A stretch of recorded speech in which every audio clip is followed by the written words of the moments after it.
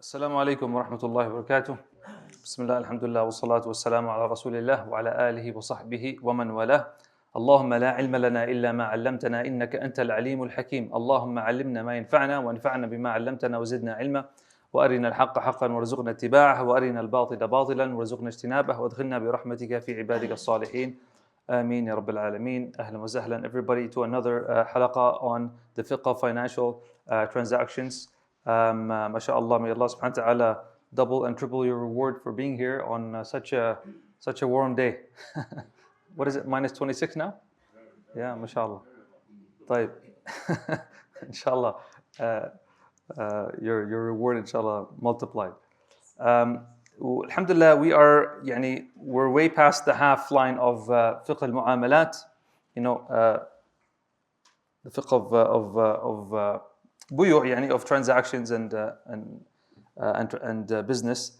And today, inshallah, we are covering two short chapters, al-Musaqa wal-Muzara'a, and also al-Sabaq. But before we start that, inshallah, let's do some muraja'a on what we talked about last week. So just we refresh a few points that we covered. الأسبوع الماضي, last week we covered the topic of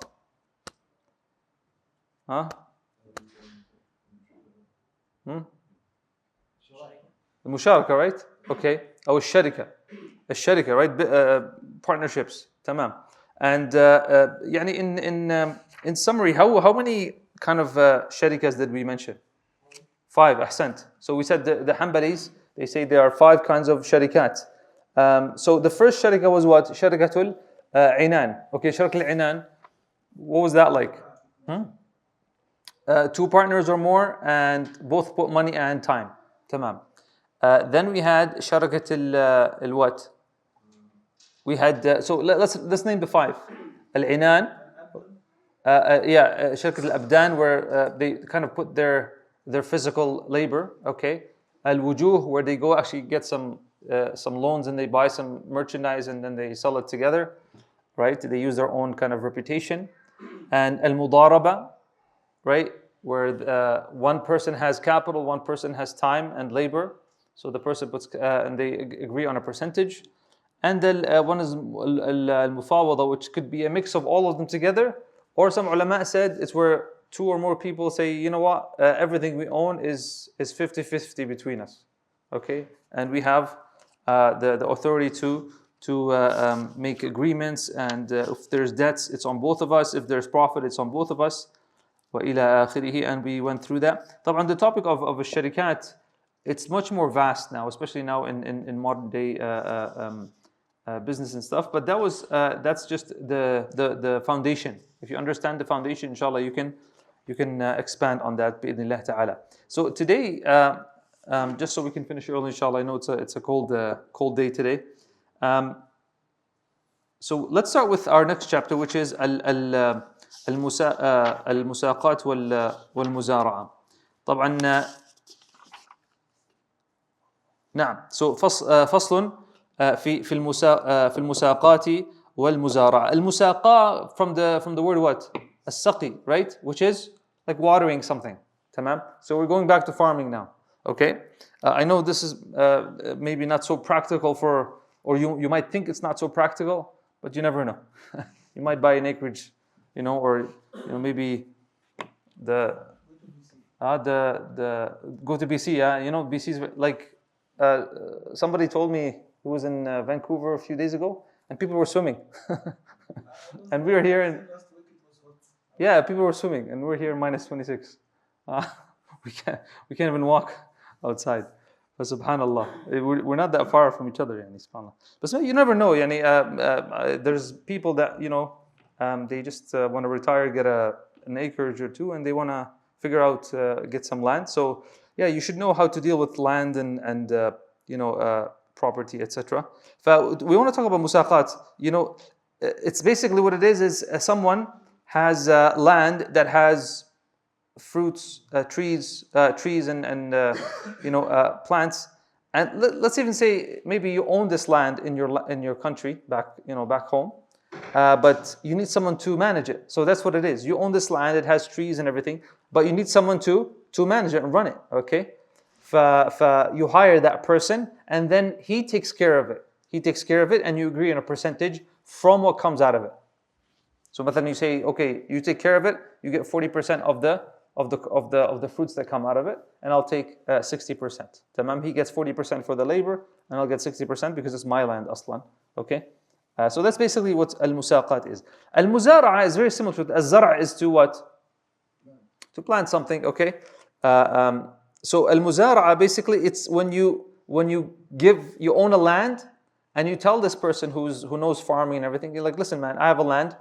Why don't you go, plant in it, take care of it, grow the whatever it is in it, and then we'll share profit. Okay, tamam. So you plant and you grow it, and whenever it grows, you get whatever 50%, and I'll get 50% because it's my land. That's basically what it is. So it's a very short chapter. Inshallah, we'll go through it pretty quick.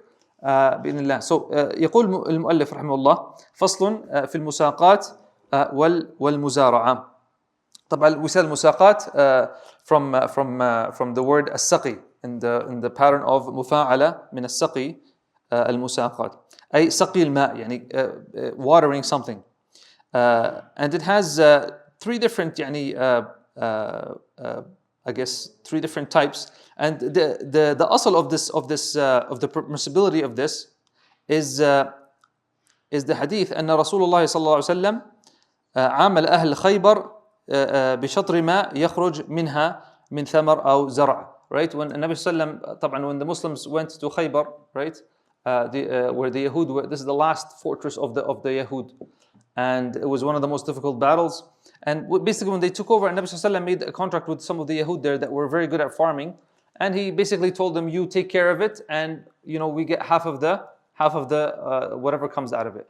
Okay, so, and you get the other half. So this is the dalil for that. So this is also dalil يعني, that you can do with a non-Muslim as well. Okay, متفق عليه. This is found in Sahih Bukhari and Muslim. So he says here وتصح المساقات تصح يعني it's valid and permissible. وتصح المساقات على شجر له ثمر يؤكل.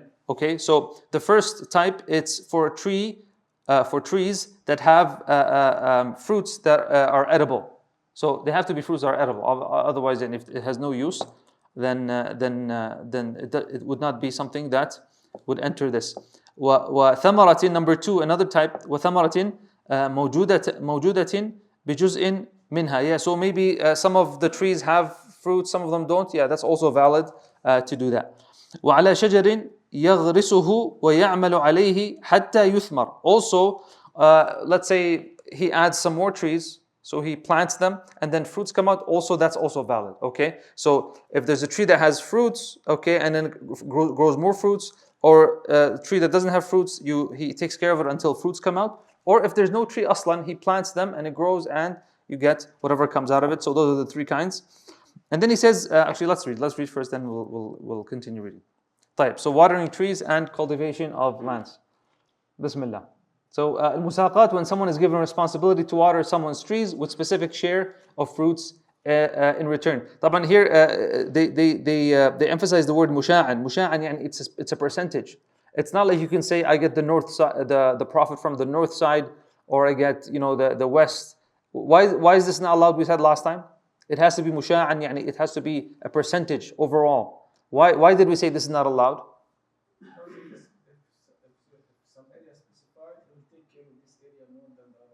That's true. That's a good one. Actually, I never thought of that one. But also because some land might be more fertile, يعني by default, not because he took care of it more. But maybe some areas are more fertile, or maybe the north side of the farm has more sun, so the fruits are bigger. Whatever it is, right? So to make it fair, okay, it makes sense that it's like if you have 30%, it's 30% from all of them, not just from that section. You can't just say I get the first 10 kilometers and you get the second 10 kilometers. This is something that is not allowed. That's why they use the word musha'an, yani it is a percentage that is spread over all of them. So he says here, a percentage shareable from all trees and not just a specific tree, because he's taking care of all of them. So this tells us that the amil, we'll talk about the amil, the worker, he needs to take care of all of them. And obviously now if he knows that he's going to get a percentage from all of them, he will take care of all of them the same. صح? It's not like he's going to take care of this side more because it's going to harm him. So he doesn't have an incentive to do that. Jamil. طيب. And al-muzara'a, we're going to talk about muzara'a in the end, but al-muzara'a basically, when someone is given responsibility to cultivate someone's land with specific share of the produce in return. So they're very relatable. And you could do a contract with both of them together. There's no problem with that. And the dalil for muzara'a, by the way, is the same dalil in Khaybar. طيب. Rules related to musaqa contract. Okay. So we said that it's valid in these three kinds. Musaqa contract is valid for the following. Number one, trees which have edible fruits, meaning the owner of the trees gives someone responsibility to water his trees. Like he needs someone to water. If they're not watered, they're going to die, right? When they bear fruit, they will share it according to the agreement. So that's the first type. The second type, the fruits exist on the tree already. So there are two possibilities. The owner gives someone trees to water that do not have fruit on them, or the owner gives someone trees to water that do have fruits on them. When the fruits ripen on the trees, they will both have a share in them. And then he will take off the fruits, etc. So there's more things to do for that. And the third type is when trees which he plants, the worker, and works on until they bear fruit. Meaning the owner gives someone trees to plant and work on them until they bear fruits. In this case, the one who did the work on them can either take a part of the fruits, part of the trees on the owner's land, or part of both, right? So he can take some of the trees, or he can also take the fruits as payment. So those are the three kinds of musaqat. طيب. Then he says, do you have a question? Yeah, no, you have a question? تفضل. So let's say if we have a land and you go to charge, right? Like we have a settlement, right? So if we have a fixed amount, like every year, say you get 30% plus you one of the land. Mm-hmm. But what if that particular year the land doesn't bear any fruits? Like I put in all the work, Mm-hmm. but for some reason like nothing happened, like no. Right? And It's actually coming. It's coming. Your question is coming. It's coming, inshallah. It's coming. Like it's going to talk about, and it's going to talk about what if one of them breaks the contract. After or before? After the fruits show, or before the fruits show? So there's different scenarios. It's going to come, inshallah. And if it doesn't answer your question, remind me. طيب. He says, فَإِنْ فَسَخَ مَالِكٌ. Actually, it's probably the next line. فَإِنْ فَسَخَ مَالِكٌ. Okay. The malik is who? The owner. So if the owner, فَإِنْ فَسَخَ يعني he breaks the contract. فَإِنْ فَسَخَ مَالِكٌ قَبْلَ ظُهُورِ ثَمَرَةٍ. Before the thamara shows up. Okay, ظهور يعني it actually shows. Before, قبل, this is very important, okay? So if he breaks the contract, the owner breaks the contract, قبل ظهور ثمرة فلعامل أجرته. So the amil, the worker, gets what? Gets payment for that. يعني he has to pay him. I understand. We're going to see here if it covers it, okay? But understand the first concept here. I have a land, and it has fruits, okay? And it has trees. And I hired this guy to take care of it. And then after he puts water and does everything, and he puts fertilizers, and I just break the contract before the fruits show up. Does that person get any payment? He says, yeah, okay. فَلِعَامِلٍ for the worker, there's a ujra. طبعا the contract was to pay him fruits, but no fruits came out. But he put work. So out of fairness, we give him ujra. He says, أو عامل فلا شيء له. Okay? أو عامل فلا شيء له. أو يعني أو فسخ عامل هون. It means يعني, or the عامل, the worker, he's the one that breaks the contract. So now it's not the owner. The worker says, he puts work, and then he says, okay, the fruit's not showing, this is a waste of my time. I'm going to break the contract. فَلَا شَيْءٍ لَهُ. He doesn't get anything, okay? Because he's supposed to work until the fruits show. That was the agreement, right? Until the fruits show. And he didn't do that. And so he doesn't get anything for that. So if the owner cancels the contract before the appearance of fruit, then the worker gets his pay based on the amount of work he put in. The amount will be determined through custom. Al-urf, whatever is known there, the hours or whatever, in that country or place. If the worker is the one that cancels the contract, then he gets nothing, because he is not considered to have completed the job, right? The job was to do that. Then it says, Yeah, if the owner cancels the contract after the appearance of fruits, before it's ripened, then the worker is still entitled to his share of the fruits according to whatever was agreed between them. Again, if the owner is the one that cancels after the appearance of the fruit, but before it's ripened, then the worker is still entitled to his share of the fruits according to whatever was agreed upon. The worker will also continue maintaining the trees until its fruits are ready to be picked, because half of the fruits on them are his property. And it's not fully ripened, but the fruits are showing up, okay? And the guy's like, you know what, let's break the contract.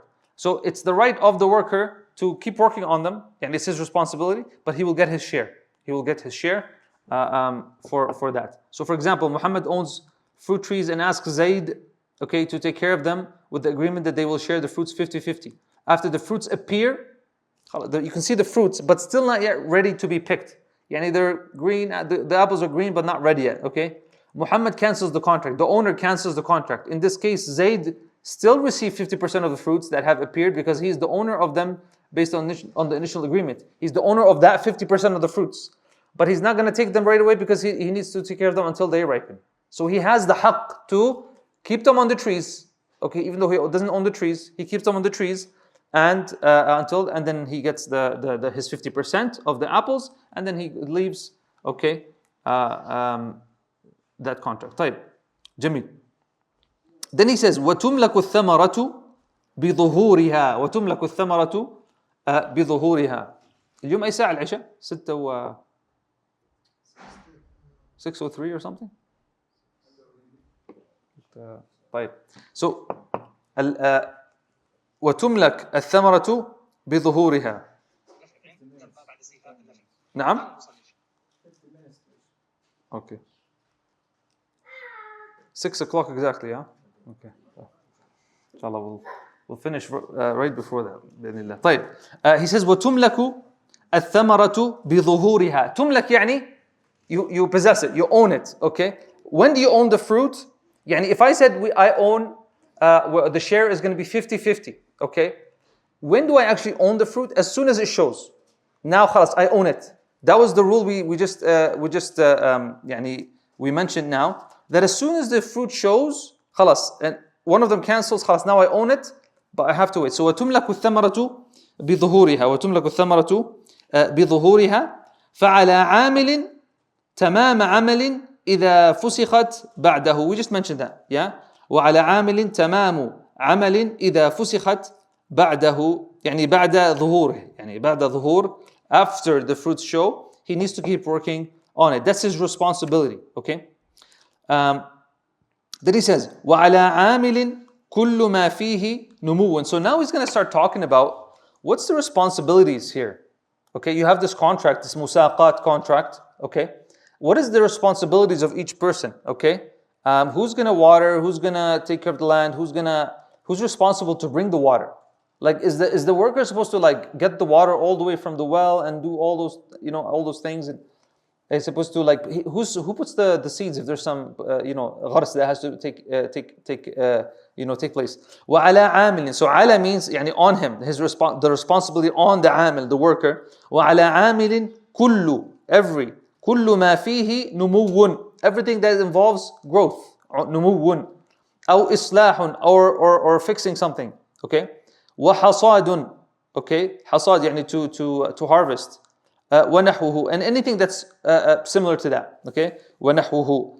فيجب على العامل here in the footnotes في المساقات والمغارسة والمزارعة كل ما فيه نمو أو إصلاح للثمر من الحرث وإصلاح الطرق والسقي وكذا بقر وحرث. Yeah, so and anything even now in the modern day, anything that involves growth and the growth of the fruits, then he will be responsible for that. Okay, and then he says وعلى رب أصل. رب الأصل is the owner, right? رب means owner.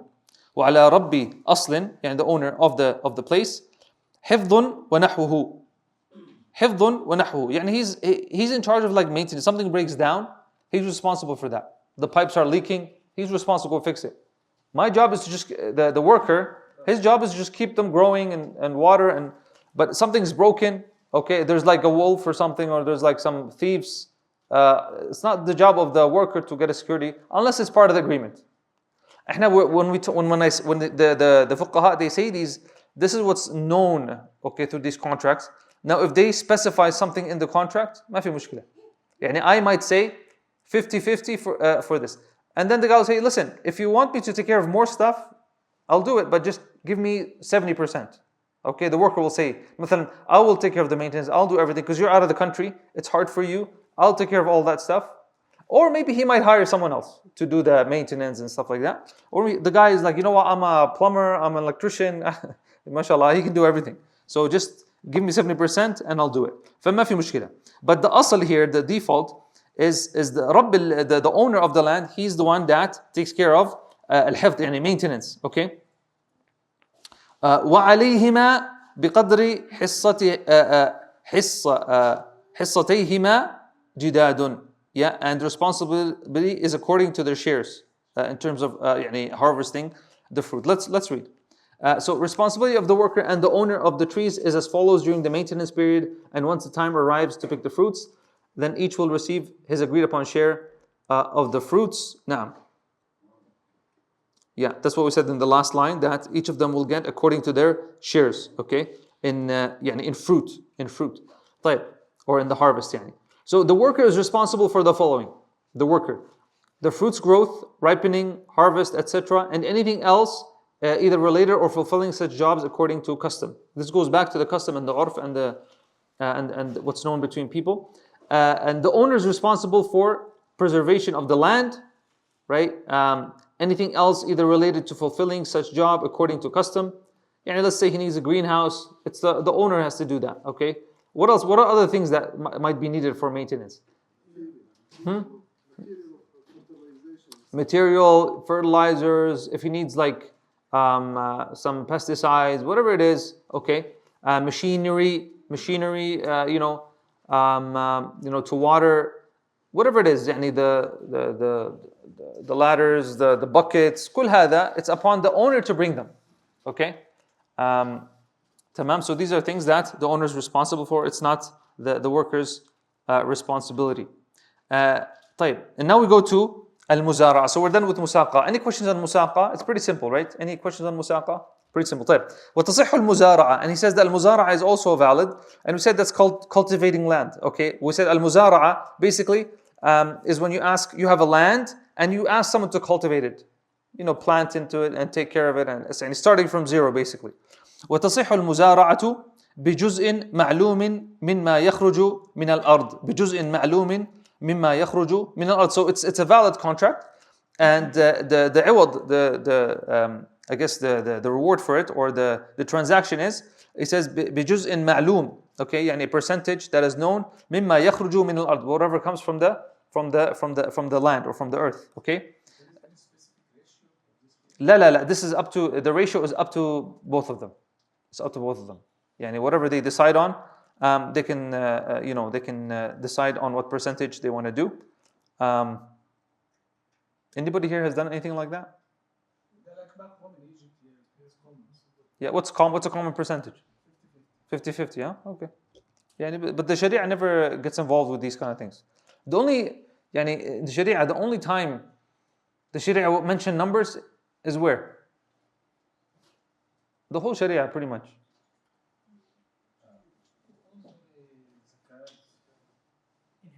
Like, specific, very, is inheritance.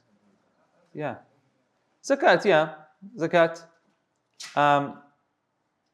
But specifically for specific individuals is inheritance. And if you think about it, and those who've experienced what happens when there's like money and someone passes away and everybody's like, eyeing the money, right?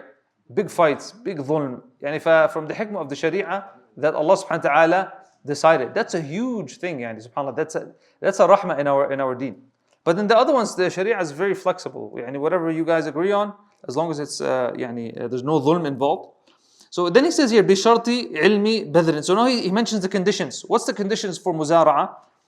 Let's read. Muzara'a type of contract is valid and permissible. Example, Muhammad owns a piece of land on which he wants to grow some grains. Right? I have a land, I have no experience in farming. Okay? but I have this land. My grandpa passes away, okay, and all the way in Morocco, and my uncle calls me. He says, "Listen, your grandpa, he gave you a gift, an acre of land." And look, oh, okay, that's nice. What can I do with it? He's like, oh, nothing. Just give it to me. No, you say, no, okay, I need to do something with it, right? He tells you, well, okay, you can hire, Ibn Fulan, and he'll take care of it for you. Just pay him 50%. Okay, khalas. Okay. So, example, Muhammad owns a piece of land on which he wants to grow some grains. He goes to Zayd, a farmer, and tells him to work on his land to grow the grains, and that Zayd can have 50% of whatever the land produces. Actually, this is very common for many of us here. I'm sure some of you here own a piece of land back home, and you think it's useless, but you can do a lot with that piece of land. طيب. What are the conditions? Yeah, this is what we were going to talk about. بشرط علم بذر. Okay, علمي البذر, يعني to know exactly what are you planting. You have to know what you're planting. Like you can't just be like, oh, plant whatever. Okay, plant some random seeds, and you don't know what you're planting. So because what's the problem with that is we're gonna get into some, what's the word? Gharar, right? One of the problems that we try to avoid is gharar. Okay, ambiguity. Some is unknown. We don't know. What is this? Batikh, this is tufah, burtuqal. What is it? Okay, maybe the owner is like, I don't like apples. Or maybe the owner's like, who told you to put oranges? And there's going to be disagreement. So بعلم بذر, okay, al-badr is the seed. وقدره, and how many?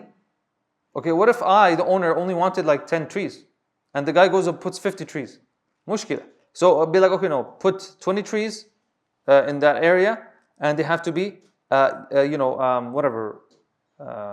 granny apples or whatever it is. Okay. طيب. So وقدره, يعني how much? وكونه من رب الأرض. This is another condition the Hanabila say, that كونه من رب الأرض, يعني البذر, the seeds have to be from the owner of the land. There's another opinion in the madhab that it doesn't, and I don't see why. I don't know where they have that strictness of that the seed has to be from the owner.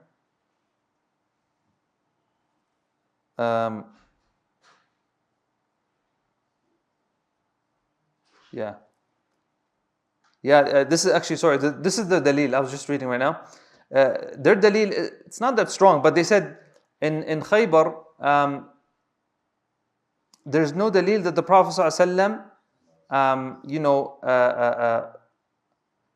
gave the badr, like the seeds. Okay, it says لأنه لم يرد أن النبي صلى الله عليه وسلم دفع البذر إلى أهل خيبر لما عاملهم, when he worked with them. متفق عليه. نعم. Okay, but there's still speculation on that. It's not a very clear dalil. So anyways, there's another opinion in the madhab that whoever it is, whatever you agree upon, whoever wants to put the seeds, I don't think that's a big deal, as long as you make clear those things. So the conditions: knowledge of what type of seeds will be used, meaning they should both be agreed upon as what type of seeds will be planted for growth. Number two, knowledge of the quantity of seeds, meaning they should both agree upon as how many seeds will be planted.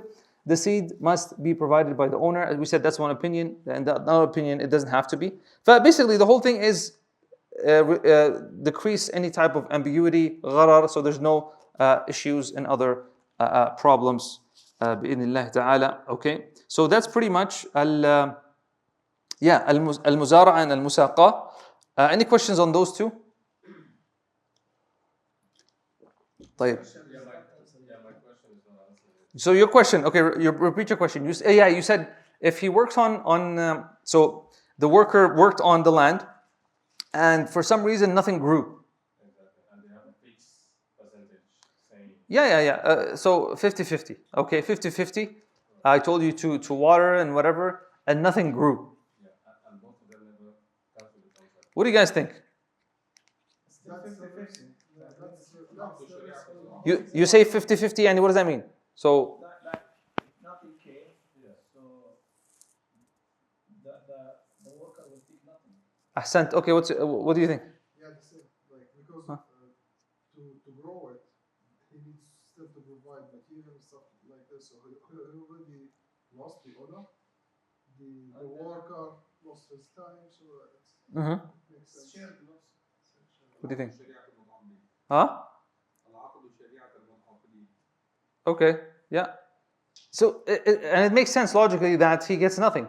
Why? As long as there's no tafrit or i'tida. Remember those things. We said, there's no negligence or any fault from the owner. So let's say nothing grows because the owner gave him cheap fertilizer, or the owner was late on bringing the water, or the owner's, then that's different. He might have to be paid for that, okay? But if the owner did his job, and the worker did his job, and there was a drought, qaddar Allah decreed that there's a drought. What are you going to do? It was an agreement. We're not talking about an ijara agreement. This is not an ijara agreement. Ijara agreement is another agreement that we would have put into this. Ijara is what? Basically, I'm paying you for a job. So you get an allowance. Because here you're getting percentage of what comes out. But if we agreed that, okay, you're going to get an allowance of this much and 20%, then yeah, you will get paid for your hours. You're going to get your salary. Okay? But if nothing grows, you won't get 20% of the fruits. Does that make sense? Actually, the Ijara is our next chapter. I'm going to skip it until I'm going to be gone for 2 weeks. Inshallah, Sheikh Iqbal will be here the next 2 weeks. But Ijara is a bit of a longer chapter, so I said let's leave it. We'll do all of it by itself because it's a bit of it's an important chapter, yani. So today, inshallah, we're going to actually go to al-Musabaqa. Okay. طيب. This is a very interesting chapter. What's al-Musabaqa? When I say Musabaqa, well, in the dialect, in the Arabic, yeah, like race, competition. Okay. وسابقوا, Allah subhanahu wa ta'ala says وسابقوا, race, إلى مغفرة من ربكم, race, والسابقون السابقون. Who are السابقون السابقون? Right? إذا وقعت الواقعة, سورة الواقعة, السابقون السابقون, like the ones, the first, the ones who go first. Subhanallah, may Allah subhanahu make us from السابقين, من السابقين. طيب, so he says here فصل في المسابقة. طيب, he says here this is actually was probably one of the most difficult chapters to understand when we were studying Muamalat, because there's so much there's so many things that you can apply. Like this is you can apply a lot of things in the contemporary world. It's not like the farming. You'd be like, okay, who cares? But there's a lot of things that can be involved in this, and it also it can involve qimar, which is gambling, and maysir, gambling. And competitions, etc. So let's talk about it, inshallah. Maybe we'll have a nice discussion about it until Salat al-Isha. So he says here, al-musabaqa, okay, min as-sabq, okay, min as-sabq. طبعا two words, as-sabq and as-sabaq. As-sabq with sukun on the ba, as-sabq, okay, that's like for competition or race. Was-sabaq with fath on the ba. As-sabaq is basically the reward you give. Yani the ja'al you give, the price you give, okay? The iwad that you give for the competition or race. So sabaq with fatha is the reward that you give. Was-sabq is basically the competition or race, okay? So he says here, نعم والمسابقة من السبق يعني race or competition. واصطلاحا المجارات, a race with no reward, بين حيوان ونحوه كالسفن, okay? Yani basically it's like a race between like an animal or ships or whatever it is. والسبق with fatha, okay? الجعل الذي يسابق عليه. الجعل is the reward that you give for that competition, okay? The reward that you give for the competition. And he says here, والأصل, this is, I'm reading from the footnotes, والأصل في المسابقة الجواز, okay? He says al-asl يعني in the musabaqa, in racing and competition, is that it's allowed. And what they say, the evidence, وقد سابق النبي صلى الله عليه وسلم عائشة رضي الله عنها فسبقته ثم سبقها. We know the story. He raced with Aisha and she beat him, then he beat her, right?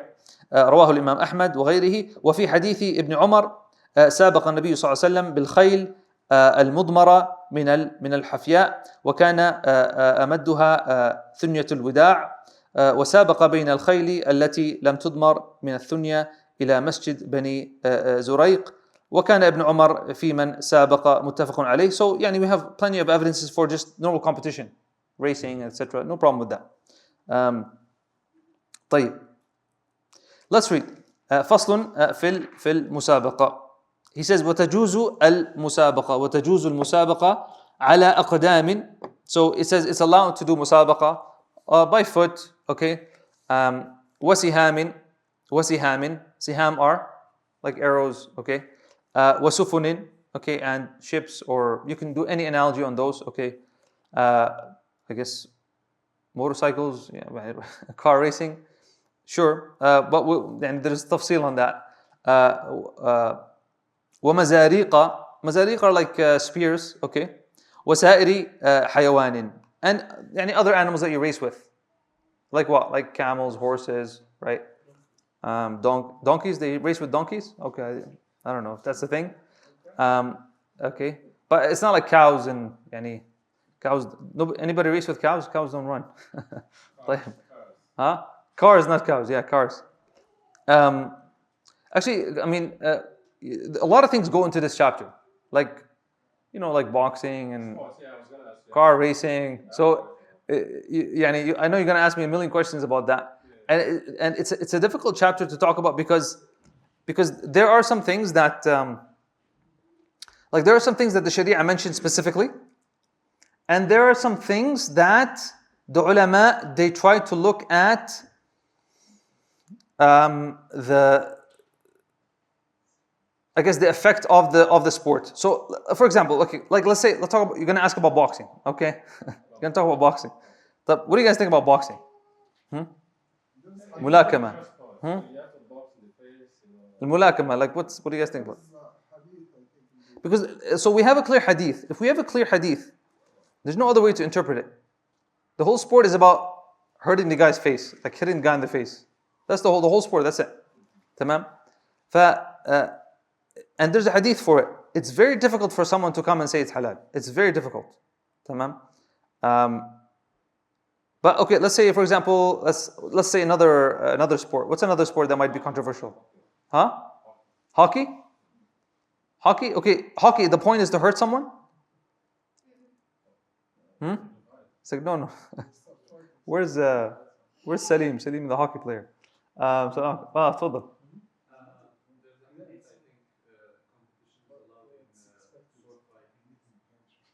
Yeah, so look, I'm going to tell you something. If you study this from contemporary fiqh, you will see that the madhahib, they will say, because we have a hadith here, and Nabi Sallallahu Alaihi Wasallam says, لا سبق إلا في نصل أو خف أو حافر. There's no sabaq, there's no prize. Now, let me just give you like a summary. When we talk about competitions, we have competitions with prizes and competitions with no prize. Okay? This is very important to understand. I want you to understand this. We have competitions with no prizes and competitions with prizes. Okay? Nabi Sallallahu Alaihi Wasallam here is saying that there's no prizes, no sabaq, إلا في نصل أو خف أو حافر. We said, competitions, okay, no prize, two categories, no prize. The Prophet said that there's no prizes except for horse racing, camel racing, and pretty much archery. That's it. And so a big portion, a good number of the ulama, they said you are not allowed to have competition with prizes except for those three. And from the madhab is the Hanbali madhab. They said that there's no, and they restricted it, right? And some they went a bit wider, and they said, well, these three are things that help in jihad, in the army, in building an army. And every country, they encourage things that strengthens their army, right? Every country you can think of in the world, they want to strengthen their military, their army, their defense system. So they said, well, okay, so horse riding, camel riding, and archery, the things that the Prophet ﷺ said you're allowed to give prizes for, you need to encourage people. Okay, these are all things that, so anything that could be similar to that, مثلا shooting, I don't know, tank racing, I don't know what it is, yeah, running, whatever it is that could help, like swimming, I don't know, diving. Those are things that, the Navy SEALs and all those things that would help in that have benefit technically. Some others like Ibn Taymiyyah, who's a Hanbali actually, but Ibn Taymiyyah, a lot of times, or not all times, but sometimes he goes outside the madhab. He's considered mujtahid mutlaq, yani he's someone who studied the madhab, but his ijtihad, because he studied all the madhab, he's mutlaq, yani he goes to all the other madhab and even outside the madhab. So he's from the ones who actually went wider, and he said, and I think he took the Hanafi opinion that you can go wider, anything that has benefit pretty much. They said anything that has benefit. I don't know if you want to give prizes for coding competitions or cooking, anything that has like fa'idah, okay? But if it's they say, but obviously this hadith has to have a place. You can't come and say, oh, we're going to ignore the hadith and we're going to say it's allowed to give prizes for everything. Do you understand? Like the faqih, even if he's going to be a bit flexible, he can't say that this, khalas, we're going to ignore the hadith. Do you understand what I'm saying? The Prophet ﷺ, he said this for a reason. He did nahi, that he's saying there's no prizes for except those three things. Just like when the Prophet ﷺ said, these are the four categories or the six categories of riba, he said it for a reason. Here he's saying there's only the only things that you can give a prize for is horse racing, camel racing, and archery. So there's a reason for the nahi here, or for the hasar, for the constriction, right? And so you can't just say, oh, we can put prizes for everything. Like, give me something that's totally useless and maybe even damaging for the society. Huh? Yeah, like, okay, let's give prizes for a piano competition. Okay, it's useless. Most of the ulama will say it's haram aslan to play the piano, or something like I don't know. How about like maybe this little. But yeah, okay. Let's say what is it called when Cyber sports? not cyber sports? Those guys that bodybuilders. What do you guys think about bodybuilding? Huh? Bodybuilding. So bodybuilding, exposing like the minor aura. The whole point of the sport is like showing off, and it's a fitna, and so prizes for that will be problematic, right? So this is something that Sharia would not. No. Bodybuilding, that's different. Maybe you never watched the competitions, but the whole point of it is just like they're just showing their muscles, and they're not even dressed properly, Like even from the contemporary mashayikh, like Sheikh ibn Uthaymeen rahimahullah, like he allowed like Kurat al-Qadam, soccer, like competitions for that. Okay, he said unless there's like the exposure of aura, right? The exposure of aura.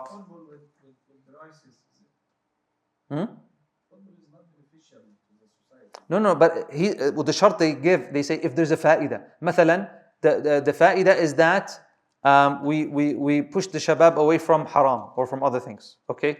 So they'll say, oh, this is a fa'ida. Or to keep people fit, or something like that. Okay? طبعا, I don't want to lose you, but when the Prophet ﷺ says there's no reward here, there's also another category where the reward is from like a third party. طبعا, side point here, because gambling is going to come up, and gambling is another chapter. But qimar, what's qimar? When I tell you qimar, like gambling, what do you understand for about gambling? Because some people are confused about gambling. What's gambling? Who can give me? You put money and the price is unclear or how much. What's gambling? You put some money into something, and if you lose, you lose that money. If you win, you get more. Yeah. So the point of gambling, like he said, is that your loss is his win. His win, right? His win is your loss. So two parties are like, it's like betting, right? I bet you that it won't snow tomorrow. Okay, I'll put 50. He puts 50. Okay, one of us wins and the other one loses. This is what gambling is. Yeah, you win. The win of somebody is the loss of somebody else. Okay, this is basically what qimar is. And you're gonna see here they're gonna talk about what if? So this is not allowed. This is qimar. I just want you to understand the basic example of qimar. So it's not allowed. But what if one of them says, if let's race. If I win, if you win, I'll give you $50. Okay? If you win, I'll give you $50. Okay, but if I win, nothing. عادي. Is this allowed? Huh? Is this gambling? It's not gambling. That's what I was going to ask. Yeah, it's not gambling. So this would be allowed. Okay? And sometimes the fuqaha, they'll talk about having a muhallil, someone who makes it halal يعني. A muhallil. يعني they'll say مثلا, let's say we want to do like a competition, and مثلا all 15 of us here, or all 20 of us, or whatever, we're like, let's do a race, okay? I don't know, what do you guys want to race? What do you guys want to do? Race outside in the minus 26 weather to the school. All of us, خلاص, all of us will put $10, okay? This would be, and the winner will get all of it. This is gambling, صح? This is not allowed. But they say, what if you brought another person who doesn't put his money? Who doesn't put his money? Like he doesn't put, or another third person comes and he puts the money. He says, you know what? Don't worry about it, guys. Whoever wins, I'll give them $50. You guys don't have to put $5 each. And I am going to play as well. Okay? And I'm going to play as well. Okay? Is this gambling? Here it's not gambling. It's not gambling. Okay? But he has to be involved. We're going to talk about it. But it's not gambling because there's no loss for them. It's just me and I'm like, let's just have some fun.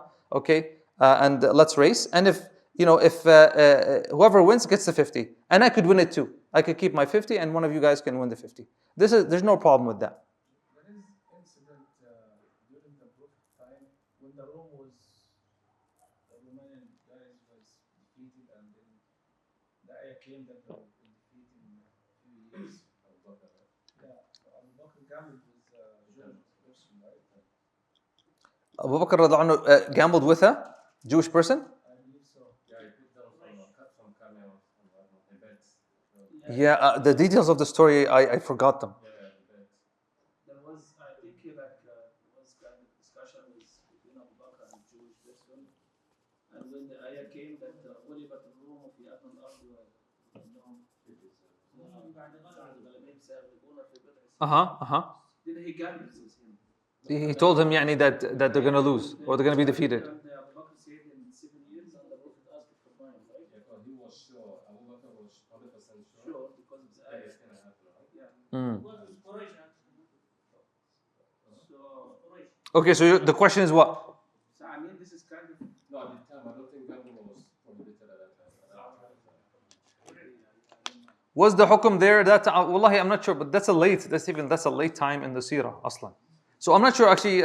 Anybody have an answer for that? I'm not sure. I don't have the details of that story, and if it's like a sahih narration or. Inshallah, we'll answer. Inshallah, we'll come back. The other thing I wanted to mention, there could be a third party, like a ajnabi, an outsider, okay, and that's when it can actually make it even like normal. Okay, like an outsider, like somebody's like, the masjid, okay, is gonna give $50 for whoever makes, I don't know, who prays Fajr 20 times in a row. I don't know if that's like whatever. You get the point. Okay. Huh? It's a good one, right? How about this? You have like a card. You just check it every day. Another party, that's not gambling because an outside party is putting it in there. Let's read and then actually we'll cover some of these things. But I just wanted to know that al-musabaqa, we've got one with no prize and one with prize. Okay, the one with prize, Prophet restricted to those three. Other fuqaha made it wider and they said anything that has benefit is fine to put prizes for. So that's why they would have included Quran competitions, hadith competitions, like Ibn Taymiyyah has said that, right?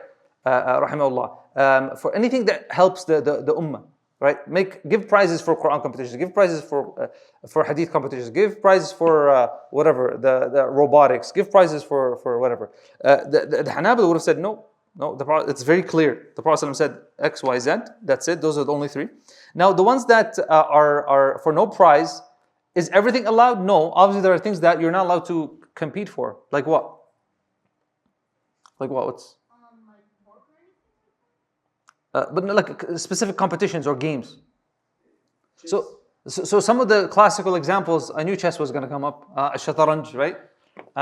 So chess, for example, I know this is a controversial one. طبعا, why some of the ulama say, the Hanabila said chess is not allowed. Why they said it's not allowed? Anybody know the evidence? But the evidence they use. Before we go to aql, like logic, we have to see if there's any narrations. Because people get too excited and sometimes they will. Is there any narration about shataranj? About I'm not sure if it was there during the book time. So there's some narrations that Ali radiallahu anhu saw a bunch of people playing it. I think in the area of Persia or something like that.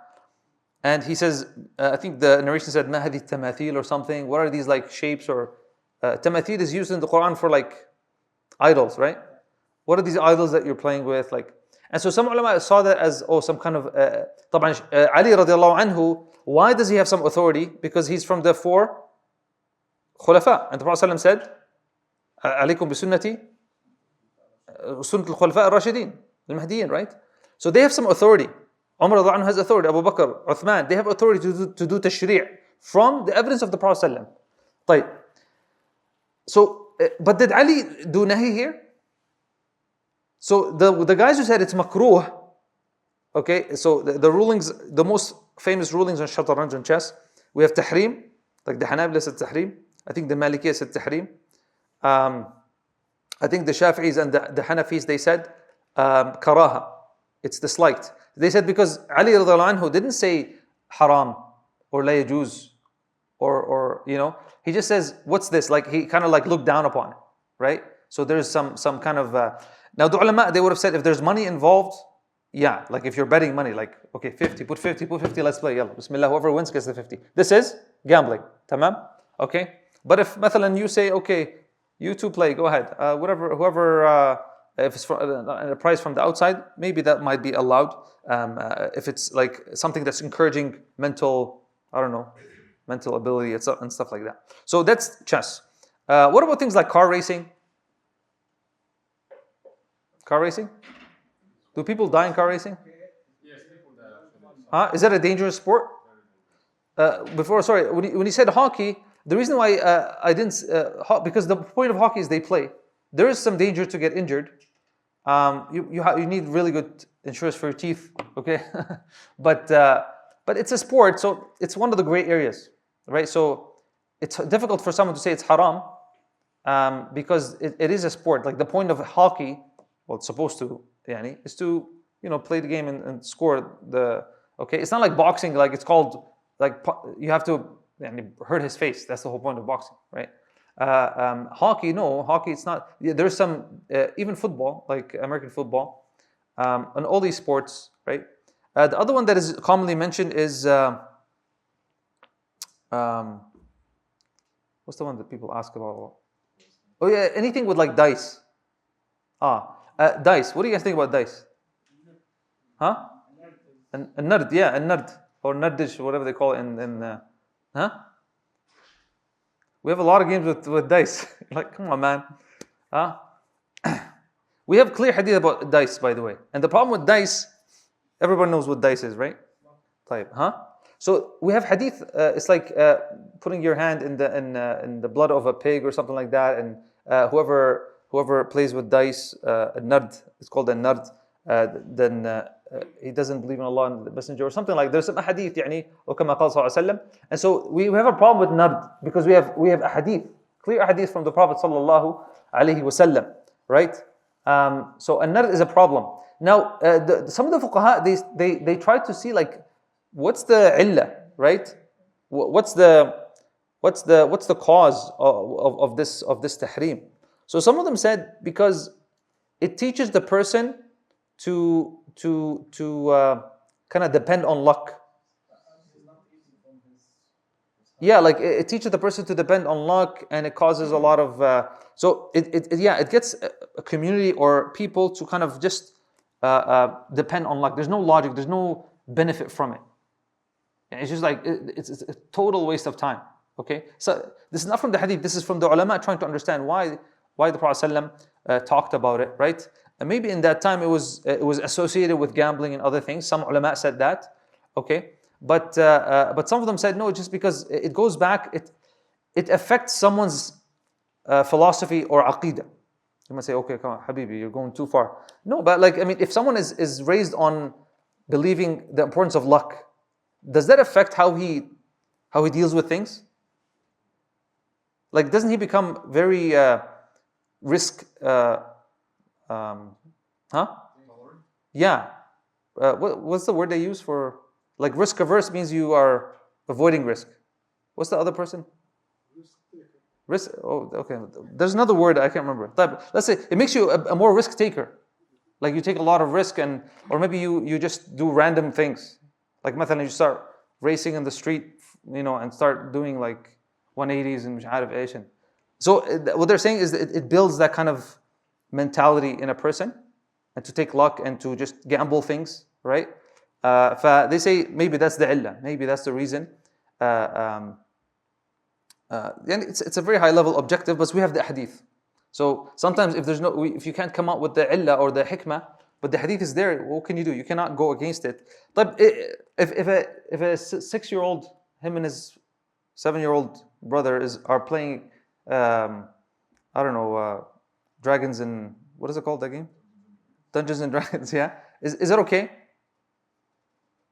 So the Fuqaha says, yeah, he's not baligh, they're just playing, they're kids, they're having fun, ما في مشكلة. But to see grown men playing snakes and ladders, go get a job. There's no benefit in it, there's no things like that. Anyways, it's one of those like controversial areas, but the hadith is there. Two hadith are there. Anyways, so that's the competitions. Okay, so you use your judgment. So he says here, وَتَجُزُ الْمُسَابَقَ عَلَى أَقْدَامٍ, right, by foot, so you can walk, race. وَسِهَامٍ, like, archery. Archery is highly recommended because it's something that, it's a skill the Prophet ﷺ recommended. وَسُفُن, ships, you want to, race with your boats, ships. وَمَزَارِيقُ, we said spears. وَسَائِر, حَيَوان.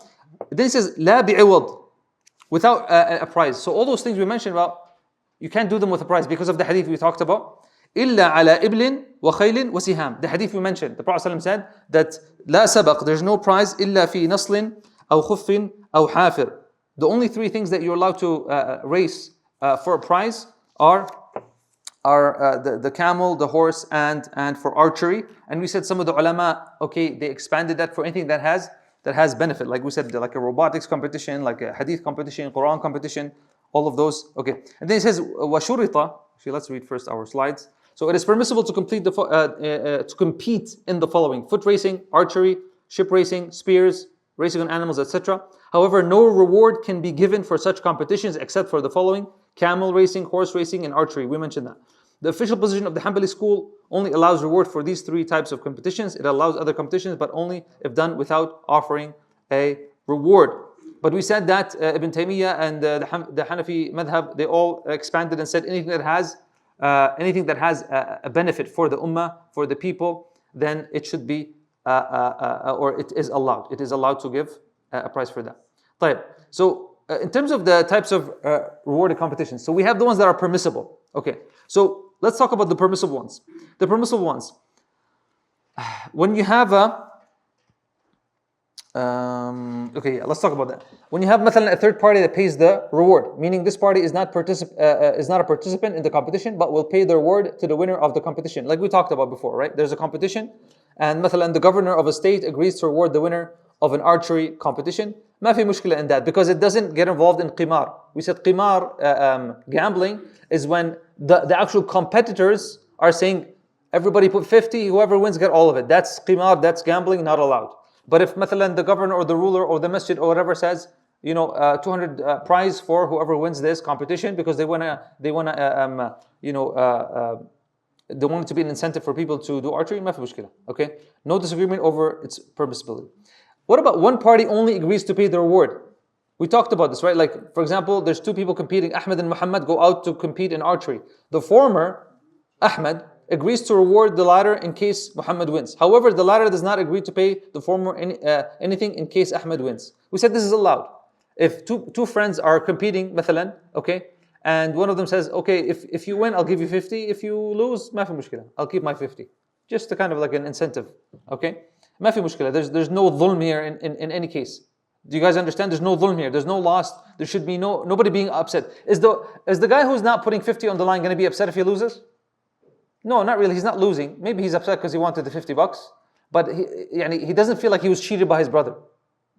And now if the one who put the 50 in the line loses the race, is he going to be upset? No, because he volunteered the 50. And I put the 50 and I wanted Muhammad to just get out of the house. He was like, being lazy, and we just wanted to go out and have some fun. And khalas, he's not upset. Tamam. So, and then the other category, all participants put down money and the winner takes all, provided there is a muhallal in place. We talked about the muhallal, the one who puts the one who makes it permissible. A muhallal is a person that pays nothing to enter the competition. If there's no muhallal, then it is forbidden. So let's put an example. Muhammad, Zayd, and Ahmad go out to compete in camel racing. Muhammad and Zayd put $50 down each, but Ahmad puts down nothing. All three agree that the winner will take all. Okay, so the Hanabila, they say that if you want to make it halal, that there has to be muhallal in the group. Okay, that person who doesn't put something in, okay, so it doesn't become qimar, because we're going to see one of the conditions of these prizes is that you don't make it similar to gambling. And one of the ways to do that is put a muhallal. It's someone who does not actually put money in on the line. Okay, so the rest can put money in the line, but one of them doesn't. But he has to be involved in the competition. Has to be involved in the competition. From the forbidden ones, okay, we have where the loser pays the winner. Yeah, example: Ahmed and Zayd go out to compete in archery. They both agree that the loser will pay the winner a reward. This is not allowed. Another one: all participants put down money and the winner takes all, and there is no muhallal in place. This is also forbidden. Let's look at the conditions. وَشُرِطَ تَعْيِينُ. So the conditions are تَعْيِينُ مَرْكُوبَيْن. Okay, so if you're going to race with like 2 camels, 2 horses, whatever it is, there has to be specified. Okay, they have to be specified, so it's fair. So there's no arguments after. Okay, تَعْيِينُ مَرْكُوبَيْن وَاتِّحَادُهُمَا, and they have to be like fair. It can't be like some like a way bigger one or something and one that's smaller or whatever. So وَاتِّحَادُهُمَا وَتَعْيِينُ رُمَاتٍ, and if you're doing like archery, you have to specify the type of arrow that you're using. وَتَحْدِيدُ مَسَافَةٍ عَفْوًا. Yeah, if you're gonna do a race, you have to be like, okay, from here to the wall or from here to the school. You can't be like, yeah, let's race. Where's the end? Oh, don't worry about it. Then it's gonna be a problem. وَعِلْمُ عِوَضٍ. Yeah, and the reward has to be known. وَإِبَاحَتُهُ, and the reward has to be obviously mubah. So you can't be like, we'll give a pig for the winner of the race, of the race, or a bottle of whiskey. It's haram to give that, to buy it aslan, to sell it. So you can't. وَخُرُوجٌ عَنْ شِبْهِ قِمَار. We said that it has to be, it can't be similar to gambling. It can't be similar to gambling. Wallahu a'lam, he says here. And that's it. Let's read the conditions, and then we can go questions and pray Isha, inshallah. So it says here, conditions. Specification of the type of animal competing in the competition if it is a race on a riding animal. Yeah, so you can't be like, let's race. He brings a horse and I bring a camel. Oh, okay. And which one's going to win? The horse probably, right? Yeah, unless it's like a old... Meaning it should be clear whether the competition consists of horses or camels. The competing, second condition, the competing riding animal should be of the same type. Meaning you can only have camels compete with other camels or horses with other horses. You cannot have horses competing with camels. So even some of the fuqaha, they mentioned even the type of horse. Because not all horses are the same. Let's say this guy brings a war horse and this guy brings like a pony or something. I don't know, like, or one of those like beauty horses or or whatever. Yeah, some I don't know, those horses for like beauty competition. A specification of the shooters. Yeah, if they're doing shooting, okay, meaning if it is an archery competition, then the participating archers in the competition should be identified and known, right? They should be known. Specification of the distance, whatever you're doing, you should know the distance if it's a race, or even like archery, like if you're saying, okay, the winner is the one who gets like right in the middle, or there's points for this, right? The way they do it in competitions. Knowledge of the value of the reward, meaning the exact amount that will be rewarded should be known. What's our next? The reward should be of permissible nature. We said it can't be something haram. The reward can't be something haram, can't be something stolen, And number 7, it should not resemble gambling. And we said gambling is when all participants put something down and the winner takes all, or when the losers pay the winner, when the losers pay the winner. مثلا we say, let's race, and the losers will pay the winner. All of you who lose will pay me if I win. Okay? This is also qimar, this is gambling. Wallahu a'lam. That takes care of the chapter on al-musabaqa. Like I said, this chapter of musabaqa, we can talk about it for a long time. Is there any questions before we do the adhan for Isha? Tfaddal. So some companies and sometimes the hospital, like children hospital, they do lottery and they withdraw for a house or something.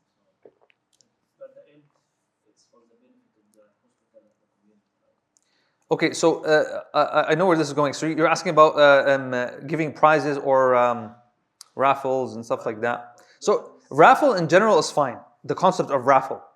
So I want you to separate, so you're able to to know kind of rulings when these questions come up.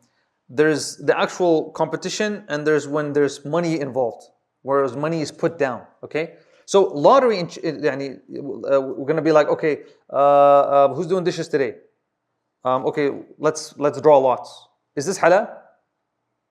It's halal, yeah. Draw lots for who does dishes, right? Anyways, Yunus alayhi salam, that's how they figured out who's gonna jump off the ship, right? But someone might say that's old Sharia. But anyways, it's allowed here. We have plenty of evidences. What about now? There's money involved. So if there's like a raffle prize, like مثلا you come to a dinner, and you paid for a dinner ticket, and they say, oh, we're going to give a prize for one of the attendees. This is okay because you paid money for the dinner, for the event, and they're giving you a raffle prize. The problem comes when you buy the opportunity to win.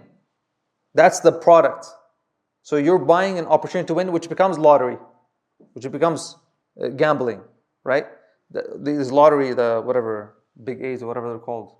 I don't know what they're called. But you're buying the whole user fruct manfa'a of the sil'a here, of the product, is gambling. It's to win, right? Okay. But if that's a byproduct of it, that's okay. So مثلا they tell you, we're selling chocolate. Someone knocks on your door. Oh, hi. We have a soccer competition and we're selling chocolates, and you have a chance to win. Okay. Are you allowed to buy that chocolate? You're allowed to buy the chocolate. Okay. Your niyyah should not be to win. Just like roll up the rim, right? For Timmy's, right? Back in the day, they used to have roll up the rim. Okay. Your niyyah should not be there to like, yalla, I'm going to win a car. You get your coffee or whatever, and you could win. Whatever, and some people like just throw it. There's a car inside, he throws it. Then somebody picks it up and wins. But these are allowed. But if you're gonna buy specifically, it's specifically a product sold to win, then this would be not allowed. Allahu a'lam. I think for the hospital case, the main idea to donation. So if you pay, Yeah, so they say, okay, we're taking donations, and we're gonna give a prize for one of the donors. Yeah. but they say explicitly it's a lottery for a house. They call it lottery. التسمية doesn't give حكم. Calling the naming of something does not necessitate a ruling. Okay, but if this is like charity and one of them gets an award, I don't see the problem in that. I can't see the problem in that. Allahu a'lam. And same my company, they do the same. They and then they buy tickets. Yeah, as long as you're giving charity for something permissible. It's for charity mainly. Yeah. But the winner wins the tickets. Yeah, خلاص. Yeah. Your niyyah is to give sadaqah. Make sure your niyyah is to give sadaqah. And if Allah wants to give me a house, alhamdulillah. ما في مشكلة. And if you don't want it, let me know, inshallah. You had a question. So what if you're with a friend and you say you want to do like a game or something, and if the friend wins, you're gonna pay for both of like their dinners, but if the friend loses, you have to split. Is that haram? Okay. He said you're with a friend, and what is it? You're racing or what? Or you're eating. Okay, you're eating. Racing in a game.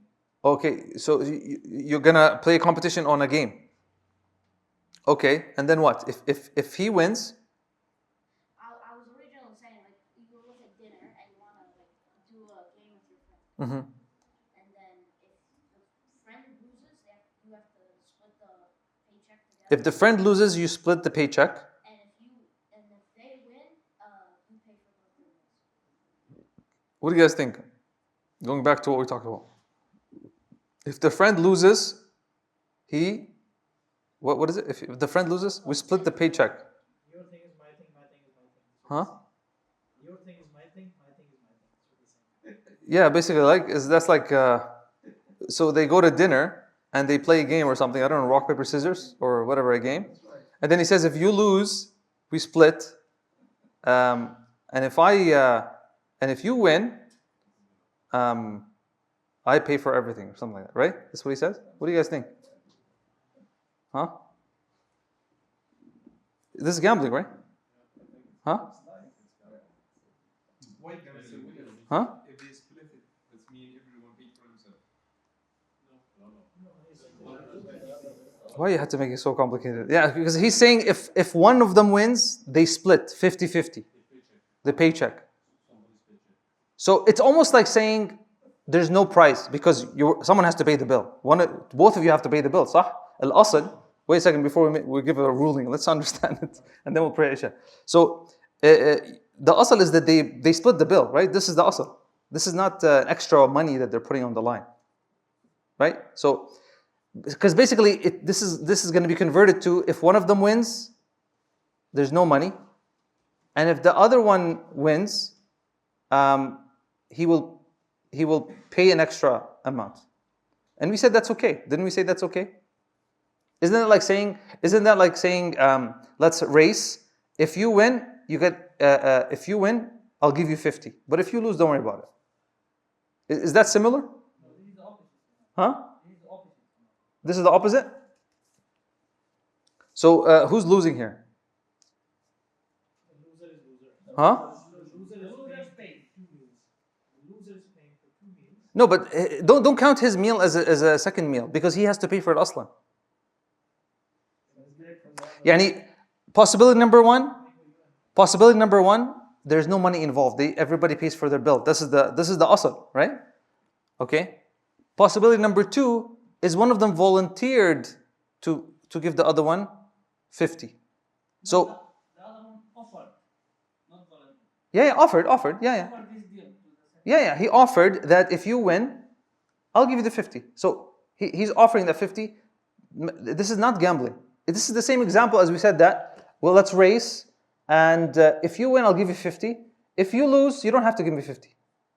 Okay? Do you guys, It's a good question. So, yeah, this should be fine, inshallah. Bidnillah ta'ala. Cool. Any other questions? Huh? صح, تفضل. Something is called a lottery. If you do that, thousands of people participate, but there's a mathematician who knows the trick and can win all the time. Is it a lottery for that mathematician? Who cares if it's a lottery or not? Are you asking for a hukum? Yeah, like You're saying sometimes there's a lottery. it's a lottery, but this guy knows 100% what to do to win. But we said lotteries are not allowed. So what I'm saying here, there's no Gharar for him because he knows. Yeah, but that's not. But you're trying to say that it's permissible for him. No, I'm just asking. No, but we said lotteries are not allowed. You're gonna buy a product for the chance of winning. Okay, that's gambling. That's a lottery. Okay, it's not allowed. It doesn't matter if this guy knows the trick. This guy gets revelation from the jinn to find the prices, or I don't know. If one of them knows how to win, how to win. Yani, he has some mind control tricks or. All the participants agree that there's an organigram for this lottery, and everyone participating agrees together to split everything. Yeah, they're just sharing haram. They're just sharing in the haram. Allah alam. Any other questions? خلاص, we're good. طيب, جزاكم الله خير. والسلام عليكم ورحمة الله وبركاته. Inshallah, next week Sheikh Iqbal will be here بإذن الله تعالى, and we'll continue Fiqh of Financial Transactions after 2 weeks. Assalamu alaikum wa rahmatullahi wa barakatuh.